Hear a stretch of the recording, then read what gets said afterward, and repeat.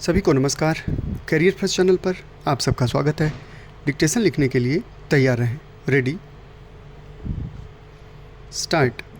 यह अच्छा है कि चुनाव आयोग बिहार के बाद देश भर में मतदाता सूचियों के विशेष गहन पुनरीक्षण अर्थात SIR के लिए अपनी प्रतिबद्धता व्यक्त कर रहा है।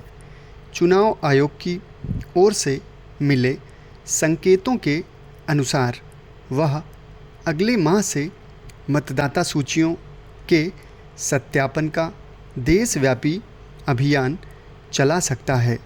जो भी हो, आवश्यकता इस बात की है कि यह अभियान प्रभावी ढंग से चलाया जाए, भले ही इसमें कुछ विलंब हो। बिहार के अनुभव ने इस आवश्यकता पर और अधिक बल दिया है कि पूरे देश में मतदाता सूचियों का सत्यापन होना चाहिए। सच तो यह है कि यह कार्य एक निश्चित अंतराल के बाद होते ही रहना चाहिए। यह ठीक नहीं कि बिहार में 2003 के बाद अब जाकर मतदाता सूची के सत्यापन करने की प्रक्रिया शुरू की जा सकी।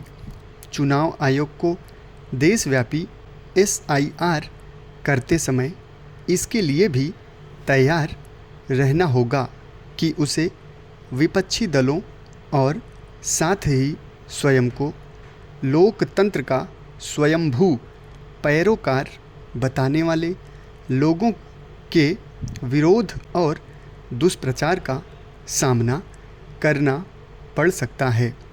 इसका अंदेशा इसलिए है क्योंकि सुप्रीम कोर्ट की ओर से बिहार में मतदाता सूची के सत्यापन की प्रक्रिया को हरी झंडी दिखाए जाने के बावजूद विपक्षी दल अपने बेजा विरोध से बाज नहीं आ रहे हैं।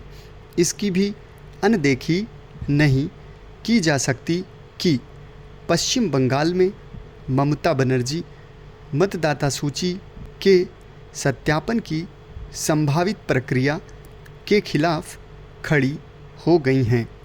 इस राज्य में चुनाव आयोग को SIR की प्रक्रिया आगे बढ़ाने में सत्तारूढ़ दल के असहयोग के साथ अन्य चुनौतियों का भी सामना करना पड़ सकता है। एक बड़ी चुनौती उन दस्तावेज़ों के सत्यापन की हो सकती है जिनके आधार पर कोई अपना नाम मतदाता सूची में दर्ज करा सकता है। सुप्रीम कोर्ट ने चुनाव आयोग द्वारा तय किए गए दस्तावेज़ों में आधार को भी शामिल कर लिया है और यह किसी से छिपा नहीं कि बंगाल में सर्वाधिक नकली अथवा फर्जी दस्तावेज़ों के सहारे आधार से लैस लोगों की संख्या सबसे अधिक होने की आशंका है। यह कोई हैरानी की बात नहीं कि बांग्लादेश से अवैध तरीके से आए लोगों ने मतदाता पहचान पत्र के साथ आधार और अन्य अनेक वे दस्तावेज हासिल कर लिए हैं जिनसे सरकारी योजनाओं का लाभ उठाया जा सकता है और साथ ही खुद को भारतीय नागरिक बताया जा सकता है। यह कोई अच्छी स्थिति नहीं कि अभारतीय नागरिक फर्जी प्रमाण पत्रों अथवा गलत जानकारी के आधार पर भारतीय नागरिक होने के पहचान पत्र हासिल कर लें और अंततः मतदाता भी बन जाएं। ऐसे लोग केवल भारतीय लोकतंत्र के साथ छल करने वाले ही नहीं बल्कि देश की सुरक्षा के लिए खतरा भी हो सकते हैं। कोई भी चुनाव हो, उसमें मतदान करने का अधिकार केवल भारतीय नागरिकों को ही मिलना चाहिए। समाप्त। धन्यवाद।